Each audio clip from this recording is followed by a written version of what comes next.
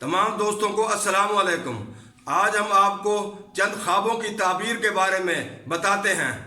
جس شخص نے خواب میں لباس کو دیکھا، اور لباس کی تعبیر عورتیں ہیں، کیونکہ اللہ تعالیٰ کا فرمان ہے ہن لباس لکم وانتم لباس لہن، وہ تمہارا اور تم ان کا لباس ہو، اور اس کی بہت سی مثالیں موجود ہیں۔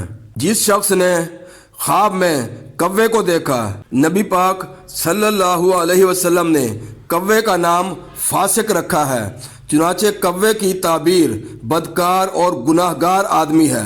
اور جس نے چوہیا کو خواب میں دیکھا، نبی پاک صلی اللہ علیہ وسلم نے چوہیا کو فاسقہ کہا ہے، اس لیے چوہیا کی تعبیر فاسقہ اور گناہ گار عورت ہے۔ جس شخص نے خواب میں چوکھٹ کو دیکھا، یعنی دروازے کو دیکھا، چوکھٹ کی تعبیر عورت ہے، کیونکہ حضرت ابراہیم علیہ السلام نے اپنے بیٹے حضرت اسماعیل علیہ السلام کو حکم دیا تھا کہ اپنے دروازے کی نچلی دہلیز بیوی کو بدل دو۔ اگر کسی نے خواب میں دیکھا کہ اسے قبر میں داخل کیا جا رہا ہے، تو اس کی تعبیر یہ ہے کہ وہ قید ہوگا۔